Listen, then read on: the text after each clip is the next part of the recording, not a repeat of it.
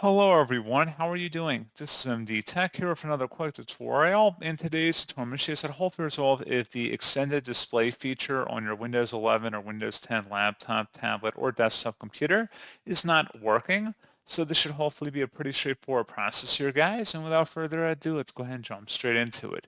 First thing I recommend doing would be to unplug and then reconnect your monitor cables, such as an HDMI, DisplayPort, or USB-C cable, and ensure that the monitor has adequate power supply.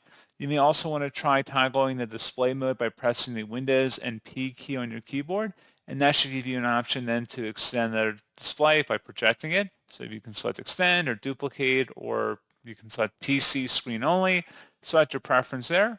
So that's something I also recommend taking a look at. You can also right-click on the desktop and select Display Settings.